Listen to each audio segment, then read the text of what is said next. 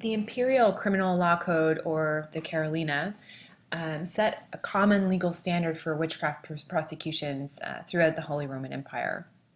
Like many medieval laws, nowhere did it mention diabolical witchcraft. Instead, the code identified harmful magic as a material crime that damaged persons or property by means of words or other instruments. The Carolina also established standards of evidence for proving witchcraft, criteria that included evidence about where or how someone learned sorcery, associations with known sorcerers, a reputation for using spells or possessing poisons or other paraphernalia used in the working of sorcery. Magistrates were to treat cases of suspected harmful magic through applying the standard rules of inquisitorial procedure, documenting the entire process, applying the ordinary rules of law, and rigorously following well-defined rules of testimony and evidence. The code allowed for torture, but magistrates could prescribe it only when a certain weight of evidence pointed to the guilt of the accused. Given that sorcery and witchcraft were secret crimes, this meant, in practice, that the confession of the accused was vital for their conviction. Moreover, in controversial cases, the Carolina required magistrates to seek legal review and advice, as I mentioned earlier. Finally, while by the 17th century most courts widely cited the Carolina in their proceedings, the imperial law remained subordinate to territorial and local laws. So what this meant in practice was that many lower courts operated virtually independent of central review and oversight. This led to a variety of legal standards and procedures used in witchcraft cases in the Holy Roman Empire.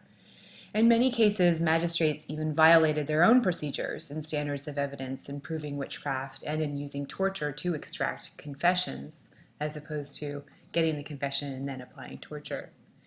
A new type of legal institution also began to appear in some areas around 1600, which was known as the Witch Commission. Locally appointed witch commissioners played a prominent role in driving the massive prosecutions around Cologne in the 1620s and 30s. These extraordinary legal institutions aroused fierce legal controversy. Catholic Bavaria, for instance, openly refused to adopt the new model. In northern Germany, the influential Protestant jurist Johann Georg Gaudelmann insisted that witchcraft be treated like any other crime, that is, according to ordinary legal procedures. So although we have one legal code through which people were supposed to adjudicate these cases, you can see in many specific instances that this code was not necessarily applied in a uniform way across the board. It very much depended on the local politics of that particular territory. So it needs to be looked at in a local way. So in France, the areas that experienced the most intense witch hunts were those that were outside of the central control of the state to a certain extent. They were far away from the center in Paris. The right of particular localities to persecute witches without interference from the central government was one of the many issues that pitted Louis XIV against the various provinces in his kingdom. In Lorraine, for instance, Nicolas Remy sent more than 800 witches to their deaths between 1586 and 1595, and more than 2,000 during his entire career. Travelers could see thousands and thousands of the stakes to which witches were bound when they were executed. In Scandinavia, we have similar numbers to those in Britain, and they were similar in nature. The total number of trials was around 5,000. With somewhere between 1,700 and 2,000 executions, according to the documents that we have. They were reluctant to use torture, and there was a certain amount of ideological weakness in the beliefs around the Sabbath and the Pact, unlike places in the Holy Roman Empire. One of the more famous cases of witchcraft happened in Norway in 1590, and it was a case of Anna Pettersdottir Absalon, who was executed in Bergen in 1590. And subsequently, this actually was made into a play as well as a film called The Day of Wrath. And the story goes like this. She was the wife of Norway's most famous humanist scholar, who was also a Lutheran minister. The charges against her rose out of the opposition that had developed in Bergen to the efforts of Absalon and the clergy to destroy the holy images that had been so characteristic of pre-Reformation churches or Catholic churches. In this case, the reforming clergy were the victims, although since they themselves were too highly placed to be attacked successfully, their wives served as, to a certain extent, the surrogate for that prosecution. This was a pattern of witchcraft accusation that occurred frequently in some German towns, where members of political factions used charges of witchcraft against their rivals' wives in order to advance their own political careers.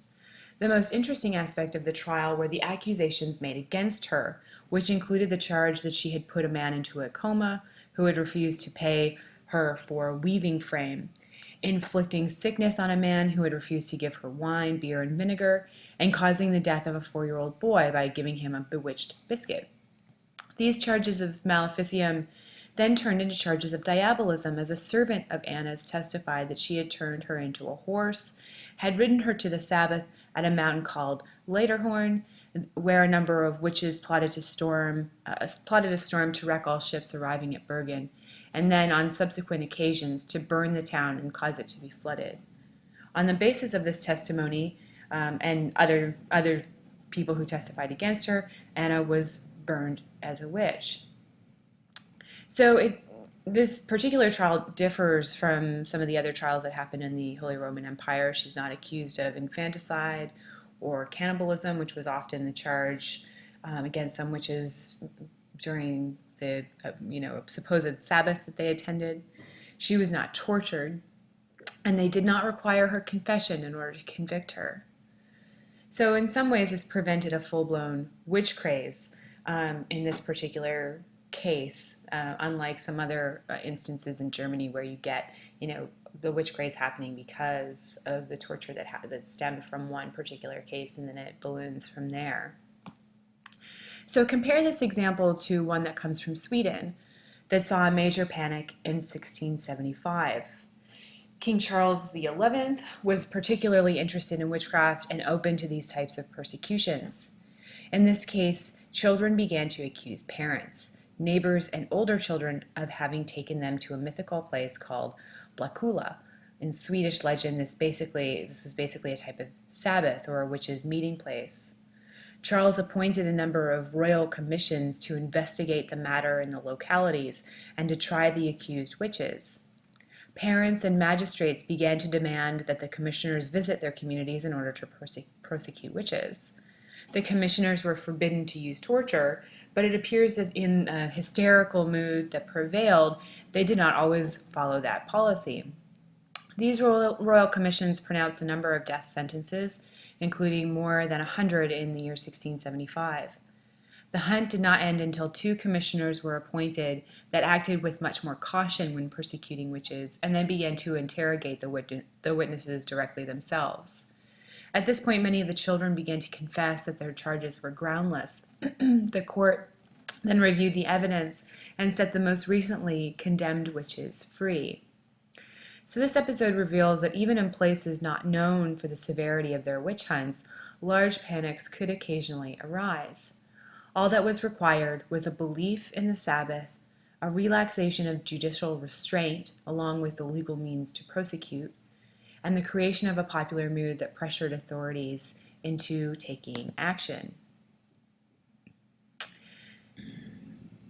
In Central and Eastern Europe, those areas that were associated with Germany or spoke German were much more likely to experience a large-scale witch hunt, for instance in Poland. The severity of the trials in Poland as compared to other Eastern countries is generally thought to be due to 3 factors: the presence of theories of diabolism, the absence of effective central control over prosecutions, and the unrestricted use of torture. The hunt happened much later in Poland, with the most intense trials happening between 1676 and 1725. There are a number of reasons for this. First, they didn't seem to be all that interested in pursuing witchcraft trials in the earlier stages. However, there was a sudden and unprecedented devastation in the wars of the mid-17th century, the Cossack Rebellion of 1648, and the First Northern War against Sweden and Russia between 1655 to 60.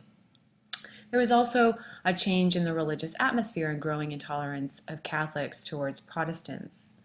One of the ways that they sought to impose religious will and uniformity was through witchcraft prosecutions.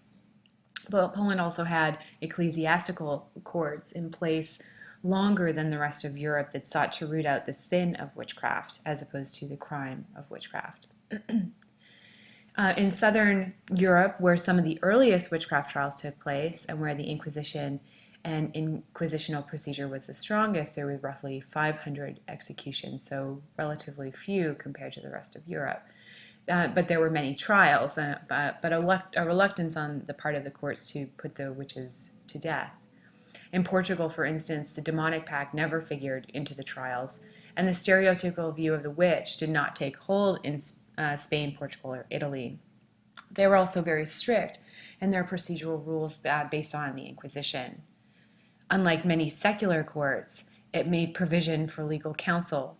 It furnished the defendant with a copy of the charges and evidence against him, which was not often the case in other places, and it assigned very little weight to the testimony of a suspected witch against her alleged confederates. So there was a certain amount of restraint in what the torture of someone could reveal. So there are no real simple explanations for the uneven geographical pattern of prosecutions that we have traced in its broad outline. Generally speaking, however, 4 separate but related variables had the greatest effect. Number 1 was the nature of witch beliefs in a particular region and the strength with which they were held. If witchcraft was defined primarily as maleficium and not as devil worship, then witch hunts were much more limited. This was mainly because the belief that one person practiced sorcery did not usually lead to a search for accomplices, unlike the worship of the devil, which did. Number 2, the system of criminal procedure, and the question of whether or not the inquisitorial process was followed and whether or not they used torture. Number 3, the degree of central judicial control over the trials. And this did not necessarily serve as a restraining force, but in most cases, local authorities were more determined to detect, prosecute, and execute witches than those who occupied higher positions of authority in church or state, and more likely to violate procedural rules. And number 4, the degree of religious zeal manifested by the people of a particular region. This is difficult to measure, of course, but it was a motivation for the witch hunts, and it was dependent on the level of local tolerance within different communities and whether or not they were vigorous participants in either of the reform movements. So there were a number of factors that turned witchcraft accusations and trials into full-blown witch crazes or witch hunts. While witchcraft trials could be said to be an important aspect of the social life of early modern communities, witch crazes only happened when the elite members of society or those with some amount of judicial secular authority became involved. These were by and large those who needed some way to solidify their judicial power, and there was power in having public executions, which these were. We will talk more about that at a later time, but in terms of who gained the most from these events, it was the elites who added fuel to the fire and made mass executions possible. Thus, we can see it was not simply a moment of catharsis or a cleansing of society in order to restore order in some way, but as an important way to bolster the authority of those in power.